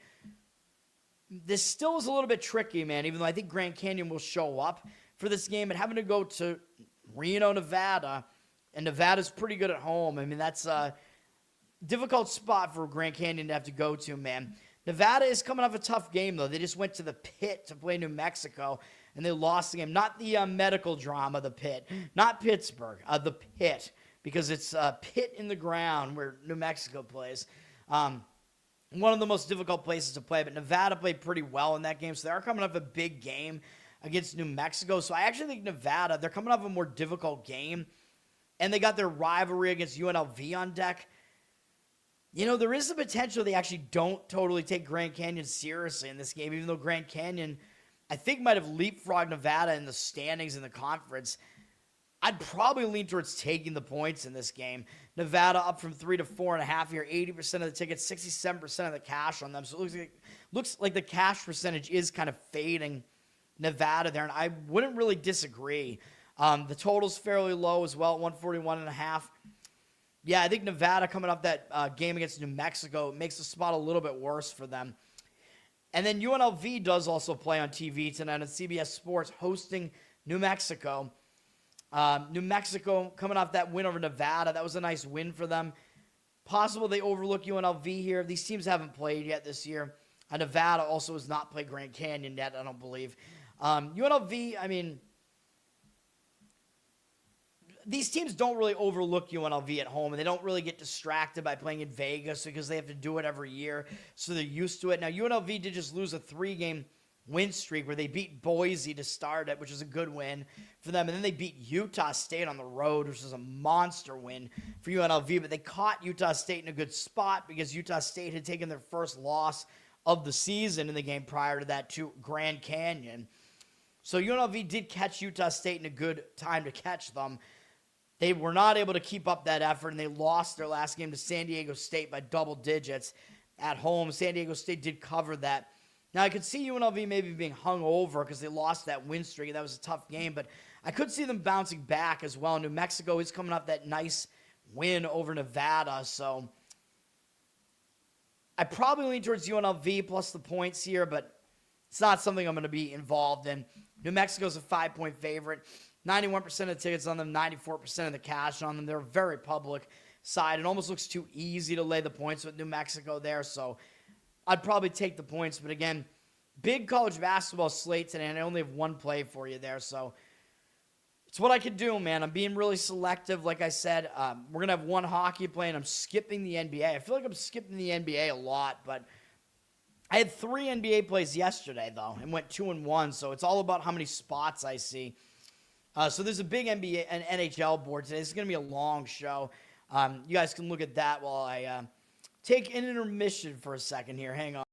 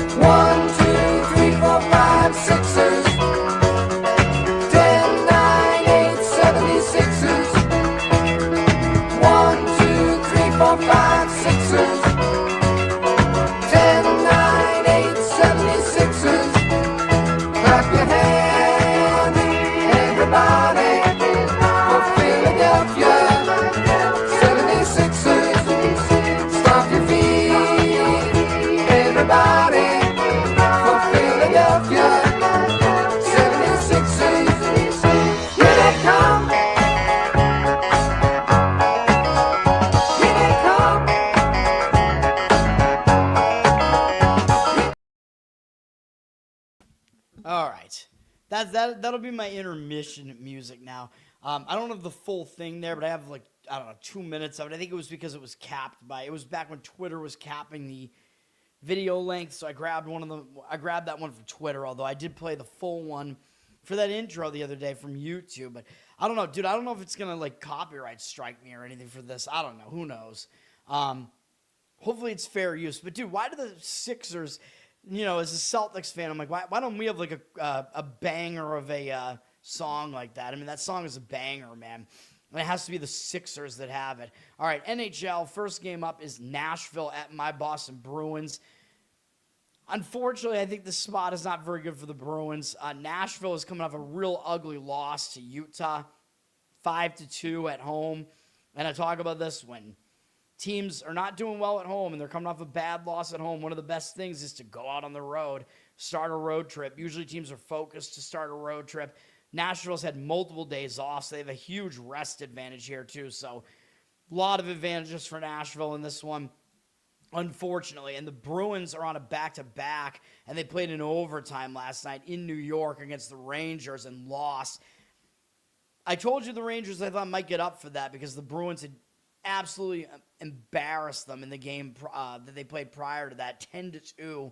Bruins took the loss. The Bruins did not use Swayman in net, though, so Swayman will be in net for this one. So the Bruins will have their better goalie in net here. Corpusalo played last night, but it's still back-to-back with a little bit of travel here. The travel between New York and Boston has been a bit iffy, although I'm assuming they might just be flying or something. But I don't know. I don't know how it's going to work because the weather has been a little bit weird. So I don't know if the travel is going to impact them at all. They're playing a third game in 4 days as well, which is not great. And on the back-to-back, and they have Philadelphia up next. And then they go down to Florida, and they play Tampa Bay in some place in Florida that's not actually Tampa's home arena. I don't know what exactly that game is. And then they have the Panthers up after that, too, which is a big game. So definitely could overlook Nashville and be looking ahead to these other games here. So this game is definitely Nashville or pass on this one. Even though the Bruins, that was kind of an ugly loss last night to the Rangers. But it was still kind of a big game-ish just because it's an original 6 matchup, whatever. Yeah, definitely lean to Nashville here. The odds makers are telling you that at least in this spot, the Bruins don't even get full home ice. So they're not even the better team in this spot, which is a little bit crazy. 54% of the tickets, 91% of the cash on Nashville. And it looks like it's just minus 110 price on both sides. Nashville is most likely the right side in that game. Oh, yeah, the Sixers got killed. Oh, yeah, that was a win. I gave that winner out on the show. That was the shot. Oh, I forgot to wear my Hornets shirt. Oh, man. I was going to wear my Hornets jersey. Oh, man. All right. But, yes, Nashville is the lean in that game. That's one of the ones that's closer to making the cut for me as a play. Buffalo at Toronto. Buffalo coming into this game off of that 5-0 win against the Islanders, which is why we played the Islanders last night. It was last night, I think, right? Or late afternoon. I forget when the game was yesterday, but whatever. So now when a team wins 5-0, though, I tend to kind of want to look to go against them in the next game. They're finishing up a road trip here that they've already won. Buffalo has. They're already 3-1 on the road trip. They're going to face this Toronto team that's been kind of struggling, coming off a very satisfying win. Yeah, it's possible they just don't have their greatest effort here, man. And having a couple of days off for Buffalo, I don't really think helps when they're on a roll like this. Again, you don't want to have your momentum disrupted, so those couple of days off could hurt them a little bit. Meanwhile, Toronto, they don't have as much rest because they played on Sunday, but they've just had an awful homestand. They've gone 0-4 on their homestand, but they had a return home spot, which is usually tough. They lost to Minnesota, Detroit, Vegas, and Colorado. I mean, those are all good teams. So Buffalo is actually the weakest team they're facing on the entire homestand. And I think Toronto might come out with a little bit of desperation, trying to get a win here to finish the homestand. So, yeah, I lean to Toronto in this game. Money seems like the market seems like it agrees, although Buffalo did initially flip from plus 102 to minus 113. I would only play Toronto in this one. You're going to get them maybe at a little bit of a home dog price here. 77% of tickets, only 63% of the cash on Buffalo. I definitely prefer Toronto in that one. So those are strong-ish leans for me there to Nashville and to Toronto. Okay, Vegas at Montreal. This one is a bit tougher to read for me. Vegas did just get smoked by Ottawa 7-1, though. So when I see that, I am going to be looking towards playing on that team that just got blown out, because that's just an embarrassing loss, you know. So I think they might show up with some focus here from Montreal. Even though they got Dallas on deck, Montreal's been playing pretty well, so I don't think you're really going to overlook Montreal. Montreal, they're off of 2 straight losses. They did lose in Boston, which is a big game, though, an original 6 game. So, and they're coming back home from that, although it was only a single-game road trip, so not really a road trip or anything. So I think both teams are actually going to show up focused in this one. Like, I don't think you really overlooked Vegas. Montreal's had a couple of days off, too, but because that loss that they just had was so horrendous, and I think they're the slightly better team here, I think I would lean towards Vegas in this game. Again, when you have both teams focused, I think the better team makes sense. Vegas down from minus 109 to minus 108, 68% of the tickets, 94% of the cash on Vegas. I agree with the Vegas side in this one. Okay. Kings at Detroit. Of course, we have the Road Warrior Kings. The Kings are good on the road, man. Better on the road than at home. They did just get a home win against St. Louis in a shootout, and that was a win. We had a win with that one on the show. close call. And then LA had a postponed game. They were supposed to go to Columbus. That game didn't happen. But I'm assuming they're kind of just staying in the Midwest area. Now they're going to Detroit, so they do have some extra rest here now, where they were going to have to play a third game in 4 days. Now they don't. Now they have 2 days off. But when you have 2 wins in a row, you don't really necessarily want to have a couple of days off. But I do think that the setup is better here for the Kings because Detroit did just get a blowout win over Winnipeg. I know it's Winnipeg. They haven't been playing well. But still a 5-1 win. Sometimes teams will be a little bit overconfident after that, but also Detroit is returning home from a road trip. It wasn't a road trip for a full week. They've been away since Wednesday, but still a road trip. Didn't take them that far, though, just Toronto, Minnesota, Winnipeg. But those first 2 games went into overtime.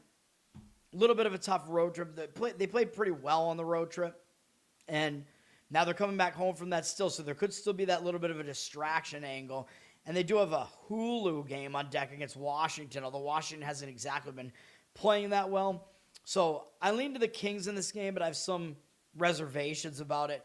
The money seems to agree. Market read looks like it's in agreement all over the Kings here. Detroit down from minus 135 to minus 122 here.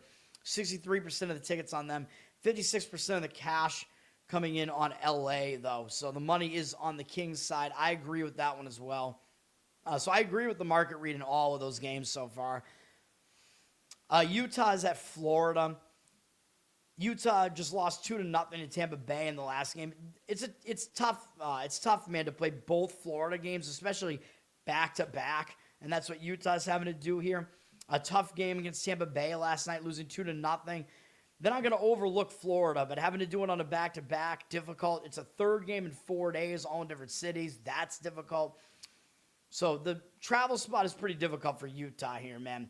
And that loss to Tampa Bay ended a 5-game win streak for Utah. So as I always talk about, sometimes that will hang you over when you have a win streak busted like that. Sometimes you'll play worse in the next game. And it looks like they might have to use Vanacek in this game, man, in net. And he is their lesser of their 2 goalies, man. But on the back-to-back, they used Vejmelka last night. So it's probably going to be Vanacek here. So I think there are definitely some disadvantages for Utah here. Florida coming into this game, returning home from a road trip, though, but not a full week. They went on the road. They did go up to Winnipeg and Minnesota, though, so it was a road trip that took them pretty far. They actually swept the road trip 3-0 with 2 games that went into overtime and shootout, and then clobbered Chicago in the final game. And now they're coming back home. They're playing a third game in 4 days and a fourth game in 6 days, and still returning home from a road trip where, again, that road trip return, you might get a little bit distracted, man. And they do have to go right back out on the road and play St. Louis after this. I mean, not a team that is really going to draw your focus necessarily, but they don't have that much time back at home to get stuff done. If some stuff piled up that they have to do back at home, especially because, you know, they were away. I was going to say they were away during the storms. We're talking about Florida here. So the storm shouldn't really affect them other than maybe it affected their travel a little bit. The money is all over Utah in this game, though. Florida down from minus 178 to minus 148, 71% of the tickets on them, 69% of the cash coming in on Utah. So there's a really strong market read on Utah here. Looks like pros versus Joes, looks like reverse live movement against Florida. But again, I just showed you. I think both teams are in horrible spots here. So I don't know. I mean, I usually do say that the road trip return is actually the worst of the spots. So I guess I won't disagree with Utah here. But man, it is a difficult read in this game, man. Very, very difficult read. So it might be one of those games where I kind of recommend an over. It looks like it's 6 juice to the over there because if both teams are kind of in questionable spots, tired spots, distracted spots, I think it affects the defense more.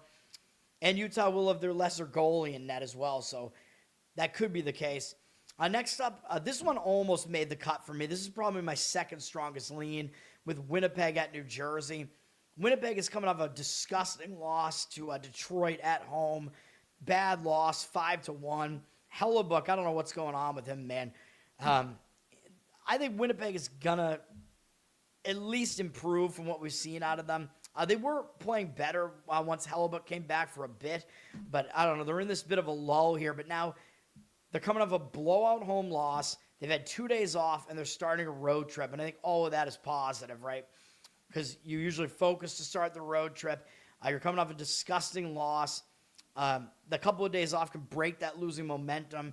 So I like all that for Winnipeg. Now, maybe a concern they look ahead to Tampa Bay. Winnipeg did beat New Jersey back on the 11th, so that gives me a little bit of pause that maybe New Jersey will not overlook this game from their end of things, and that Winnipeg, I don't know if Winnipeg's really going to overlook them and be looking ahead to Tampa, though, just because, again, when you're off a 5-1 loss, starting a road trip, I do think more often than not you will at least be focused. So I'm not really that worried about Winnipeg looking ahead. For New Jersey, my worry is that New Jersey might still show up with some focus. That's kind of the concern here. They are returning home from a road trip that lasted more than a week. So New Jersey is a legit road trip return spot here. They went up to the Pacific Northwest. They beat Edmonton during the road trip. They finished the road trip with a loss, the only loss on the road trip to Seattle, where I forget do we have Seattle in that game? I forget if we did. I don't think we did. But New Jersey, that ended a 3-game win streak for them. And I do talk about how sometimes when you lose a win streak, it'll hang you over into the next game. Now, will they overlook Winnipeg? They did lose at Winnipeg in their previous road trip. But I don't know, man. I mean, a road trip going all the way up to the Pacific Northwest and now having to come all the way back, having to fly through like the storm days there on Sunday because the storms are up in the Northeast there. I don't know. I don't know if it affected their travel at all. Having to travel back seems like a pretty difficult spot for New Jersey here, man. Again, having to return home from a road trip. You got stuff to do back at home. It is pretty difficult. You have to get whatever wasn't getting done at home. You might have to shovel your family out and whatever. There might be a lot of stuff you have to do back at home. Now, unfortunately, they only have Nashville up next because I was hoping they'd have some other opponent up next that they'd be more likely to look ahead to. But I like Winnipeg in this game, although it looks like the market read is actually going against me now in this game. But this game almost made my card, man. I like Winnipeg, obviously. When you have a team that's starting a road trip against a team returning home from a road trip, it's almost automatic that I'm going to either be on the team starting the road trip or I'm going to stay off of it. 55% of the tickets on Winnipeg, 56% of the cash on New Jersey. New Jersey down from minus 125 to minus 120. But yes, I prefer Winnipeg as the short dog in that game. And that is the way that I would lean in that one, Winnipeg. Dallas at St. Louis. Dallas just beat St. Louis, so we have a little bit of maybe a zigzag here. But it wasn't really an outlier, man. Now, Dallas has been off for a few days, so they have rest coming into this game, but they're going on the road to St. Louis. They are starting a road trip here, but because they just beat St. Louis, there is the possibility they just overlook them this time, and they look ahead to Vegas in the next game, so that would be the concern with Dallas here. That would be the potential zigzag here for St. Louis, but I'd like it better if Dallas blew St. Louis out in that game. I think they'd have more of a tendency to overlook St. Louis because they only won 3-2, and Dallas had to win on like a final second goal in that game pretty much to even to win that game, I'm pretty sure. So that was a close call for Dallas, man. So the fact that was a close call, they might take St. Louis seriously. And because usually you want to get the road trip off on the right foot, they might take them seriously for that reason. And they do have more rest here than St. Louis does, so there is that. Although St. Louis has a good amount of rest, too. They haven't played since Saturday, but they did play a game the day after they played Dallas, and that was that game where I thought it was a horrible spot for St. Louis, the back-to-back, the Dallas sandwich, and St. Louis almost won that game, but we did thankfully get the win with L.A. in that one. St. Louis has now lost 4 games in a row. That was a difficult game, though, against L.A., so I don't know, man. It was also a return home spot, by the way, for them. So there were a lot of negatives for St. Louis in that one, which is why we faded them. Now, they have days off here that could break their losing momentum. I don't think they're going to overlook Dallas. So there are some things that do indicate on the St. Louis side here. Having those days off could disrupt their losing momentum. So I actually probably do prefer St. Louis in this game, but this game's got a lot of kind of conflicting angles to it that I just don't love. The money is agreeing with St. Louis on this one. I mean, I'll agree with it, but I don't love it. Dallas up from minus 150 to minus 152, 57% of the tickets on them, 83% of the cash on the Blues there. And yes, I don't disagree with the Blues in that one, but it's, as I as you can see from my read on that game, there are a lot of conflicting factors there. Chicago at Minnesota. Chicago's coming off an awful blowout loss, 5-1 against Florida. Florida's a good team, but Chicago should be in a bit of a bounce back spot here. They're starting a quick road trip, but it's usually good to go out on the road if you lose really badly at home. Usually refocus when you go out on the road. They're not going to overlook Minnesota, so I think it's a positive spot for Chicago. Coming off an ugly loss, starting a road trip here. Just go focus on hockey, you know. Minnesota's coming off a game against Florida as well. Both teams just played Florida, but Minnesota almost beat them. Minnesota lost in overtime. Minnesota's staying at home here, but they're still coming off 2 overtime games against Detroit and Florida. And the public, if they play this game, is probably going to be leaning towards playing Minnesota in some way, which, of course, we know they're the better team. It's not just that they played against Florida better than Chicago did. Minnesota's the better team, but in this spot, I think the spot is better for Chicago. Minnesota maybe in a little bit of a hangover after a more difficult game against a bigger performance against Florida, let's say, that went into overtime. The money is agreeing with Chicago here. That would be the way I would lean, obviously. Minnesota down from -230 to -218 on the money line here. 72% of the tickets on them, but 70% of the cash on the Blackhawks. I agree with the Blackhawks in this one. Probably would be a puck line play on this one. Take them to come within 1.5 goals in that one probably is the way to go. That would be the goal in that game. We have San Jose at Vancouver. San Jose just beat the Rangers.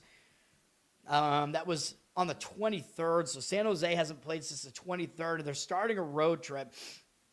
Now, with 3 days off, you might worry that might stall their momentum a little bit.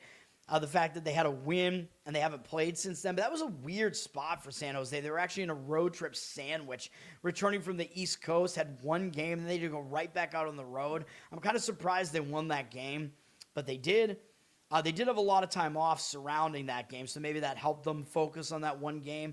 But now they're starting a road trip. Maybe they do have momentum to start the road trip, although they do play Edmonton next. So there is the possibility they overlook Vancouver, who has been pretty bad this year. Very easy to overlook. Vancouver's lost a lot of games recently. They've lost 13 of 14 games or something like that. It's not going well for them, man. They're staying at home. They've only won one game on this long homestand, but they've been at home for a long time, not having to travel. They're probably not going to overlook anybody at this point. So I think the spot is actually a little bit better for Vancouver in this one. And that's how I would lean in this game. It's not a play for me, but San Jose is -120. You'll get Vancouver as a home underdog here. I don't think San Jose, still I'm going to say I don't think they're as good as their record looks. 91% of the tickets, 67% of the cash on San Jose. So they're a public side with less of the money on them. Looks like the market is agreeing with the Vancouver side there. And, of course, that means my final play here. I forgot to do the best bets visual, the graphic for the other one, but this is my final play of the day. And I said it was going to be in hockey, so you know it's in this game, and it is Seattle. We're going to go with the Kraken as an underdog here against Washington. I think the spot is pretty bad for Washington here. Whoops. Washington, I think they're in a sandwich spot here, man. And I know I had some other leans that I like. I like Nashville. I like Toronto here today. The Kings, I think, are a decent lean as well. And Winnipeg, even though the money looks like it's indicating against it, I think those are the best leans in hockey besides this one that I'm actually going to give out a play on. I think it's a bad spot for Washington. They just had a big game against Edmonton. Although they've had a couple of days off since then. They've had 2 days off, but they're finishing up a road trip, and I know they're probably going to want to try to get a game because it's been a bad road trip, but that was a huge game against Edmonton, man. They took Edmonton to overtime, and I think it was a brutal loss, too. They lost this game, like, right at the end. Yeah, they lost the lead in the final minute. Washington had the lead in the final minute, gave up the lead, and then they lost almost immediately in overtime. That's a brutal loss to a pretty good Edmonton team. As an underdog, Washington was an underdog in that game. I just don't know what they're going to have left for this game against Seattle. And they have to finish the road trip with Detroit, actually. They have to go to Detroit after this, and then they play Carolina and the Islanders, Philadelphia. So they have 4 big conference games on deck. So I think this is a sandwich spot. I don't know if they're really going to take Seattle totally seriously here. Seattle did just beat New Jersey. Decent win, but I don't think they're going to be overconfident here. Don't really think they're going to overlook Washington. They're just staying at home, so the travel spot better for them. They're on a long homestand. They're 2-2 on the homestand, so they might be pretty motivated to try to get on the winning side on the homestand here. And they only play Toronto next, which really don't think is any cause for a look ahead or anything. So we're going to be on Seattle here, and what I think is a sandwich for Washington. Washington's up from -135 to -136. Looks like some public percentage, ticket percentage on Seattle, 67%, but we see 99% of the cash right now, though I don't know if that's accurate at all. We're probably going to see the market read on this change throughout the day because this is a late night game. So who knows what the market's going to be like. But we get Seattle at a decent underdog price in what I think is a good spot. So that's going to be the play there. Thank you, sir. It's just a Chat GPT creation there. I don't know. I had to do it a few times because it didn't give me one that I really liked the first few times. All right, NBA to finish this off. I do not like the NBA board today. I'm going to have a 2-hour video today. God. I'm going to have to get some lunch after this. Portland is on a back-to-back here, so the spot is pretty bad for Portland, man. I know they lost to the Celtics last night. The Celtics had a huge lead early in the game, and Portland actually cut the lead quite a bit in the game, but they still didn't cover. Celtics actually covered the 7.5 at the very least, so the Portland refused to go away in that game, man, and they put in a big effort to finish that game off. So they are coming off that game against the Celtics. They're playing a back-to-back here, having to go down to Washington, and they play the Knicks next, and then they return home and play Cleveland, so this is pretty much a sandwich spot. It looks like they could easily overlook Washington here. And Portland with no rest on a back-to-back. That's not good, man. So it's a bad spot for Portland. The issue I have with Washington here is they just played really well as a huge underdog against Charlotte. So that would be the one issue I have. They're traveling back from Charlotte here. They were a huge underdog, believe it or not. They were a double-digit underdog and almost pulled the upset against Charlotte. So that's my one hesitation with Washington here, other than the fact that Washington's been abysmal, and they seem to just fail to cover every time we try to play on them. So we're staying away from it, but I would take the points with the Wizards if I was going to play this game. The money looks like it doesn't even agree. The money is coming in on the Trailblazers. I don't know how that's even possible. They're a 7.5-point favorite here. 54% of tickets, 67% of the cash coming in on the Blazers. Maybe it's kind of a numbers thing, and maybe some of the numbers guys basically think that there's a little bit of value on the Blazers because maybe the Blazers are actually not as big of a favorite as they should be because they're on no rest here. I don't know, but they're still laying points on the road, man, in a bad spot. So I still think the Wizards are preferable in that game, but I'm staying away. Sacramento at the New York Knicks here. Sacramento's on a 5-game losing streak. They just got blown out by Detroit. So, I mean, you'll probably expect effort out of them at the very least. They played pretty well against Cleveland the game before that. So, I think they might have not had that much left in the tank. I think I did lean towards Detroit in that game against them. I forget if I did, actually. But Detroit beat them up. Now, they're going to be looking to try to get a win on this road trip here, man. They're not going to overlook the Knicks. So the Kings at least should be focused in this spot. The Knicks are coming up beating Philadelphia, which I thought the Knicks would get that win. They did. They came back, won the game. Pretty big win for the Knicks against a team that's probably going to be a playoff team, at least Philadelphia. Playoffs. So the Knicks are coming off that. They're returning home from that, and they got to go right back out on the road and play Toronto tomorrow. So I think the Knicks could overlook Sacramento here. The only issue is that the Knicks actually just lost at Sacramento back when they played them, and that was with Sacramento without Sabonis, I'm pretty sure, as well. So the Knicks probably didn't take them seriously at all. Now Sacramento has Sabonis, so for that reason, the Knicks might take them seriously just for that reason, but it's still a sandwich spot for the Knicks, man. I would still lean towards the Kings in this game, plus the points, but the money looks like it doesn't agree with it. Knicks are up from 13. They're sitting around 13.5. It hasn't really moved. 72% of tickets, 90% of the cash on the Knicks. So, yeah, I lean against that, though. I lean towards Sacramento plus the points there, but I don't love it at all. Milwaukee at Philadelphia on NBC and Peacock. Of course, Milwaukee, we were going to try to play on them in the injured player theory spot against Dallas, and also because I thought they were catching Dallas in a very bad spot. And then the weather caused the game to be postponed. So that's awesome. I think it was actually Dallas's plane that probably got messed up, right? Because it wouldn't have been Milwaukee's because they were staying at home. But now Milwaukee has extra time off because of that. They haven't played since Friday. And they played pretty close against Denver. But remember, that was with Giannis from Milwaukee, although he got hurt in the game and tried to play through it. It was Denver without Jokic. Milwaukee was favored in the game, though. So the fact that Milwaukee lost that game could kind of go either way. You could either argue it was a close game and they'll be hung over after that, or you could argue, well, they lost as a favorite, so they'll bounce back. And that was my argument when I wanted to play them. And they're still in the injured player spot now because this is the first game without Giannis this time after he got hurt. So Milwaukee pretty much knows they're going to have to step up their game here, man, with Giannis out of the lineup. And they have extra rest here now, having not played since Friday, and that might help break their losing momentum. So I do kind of like Milwaukee in this spot. Philadelphia, though, they're coming off an embarrassing loss, though, so they might show up focused as well, but they are on a back-to-back here. And we played Charlotte in that game for a reason, man. Philadelphia was coming off that huge game against the Knicks. I thought it was a bad spot. I thought Charlotte was going to bounce back off an ugly game against the Wizards. Philadelphia did have this game on deck against Milwaukee, which is an NBC game.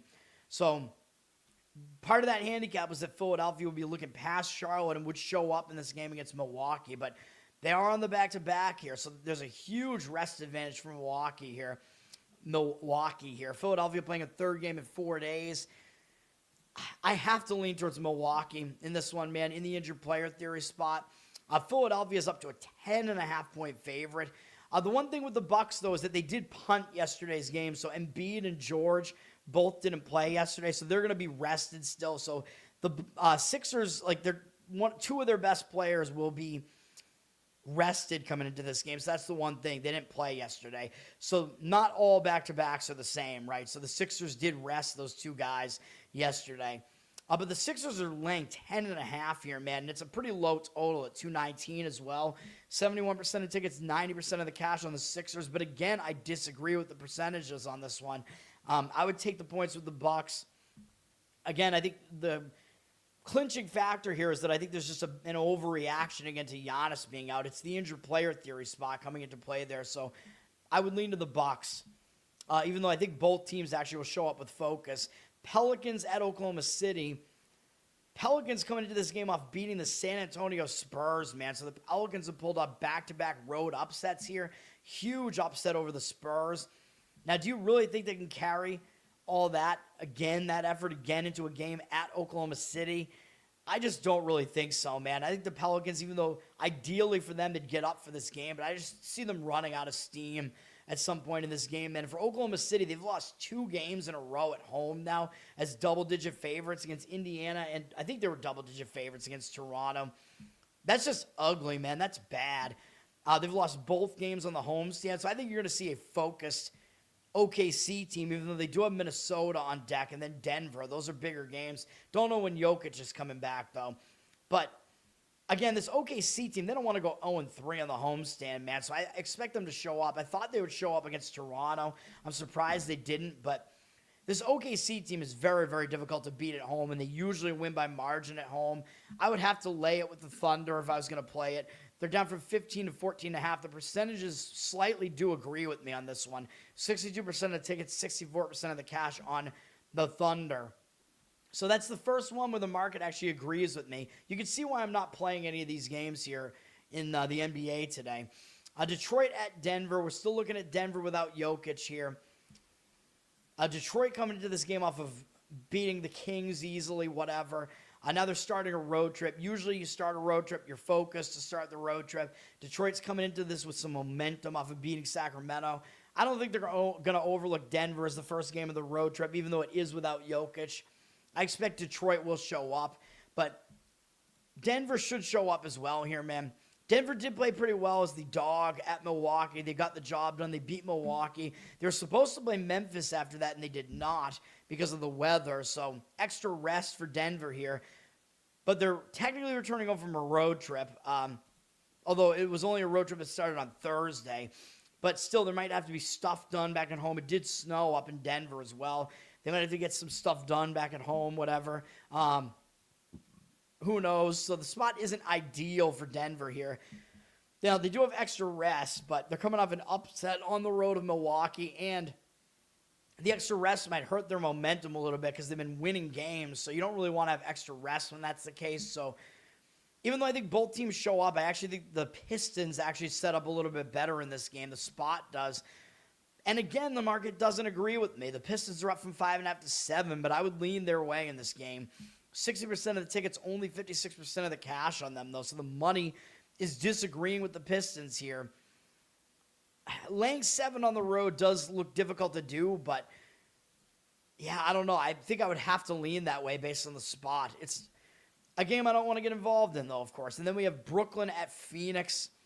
This is kind of an ugly one, man. But Brooklyn, they just lost pretty badly at LA to start the road trip. But Brooklyn was coming off that really tough double OT game against the Celtics, and then they had to fly out west, changing their body clock and whatever. That was a really difficult spot for Brooklyn to be in there, and they got annihilated by the Clippers.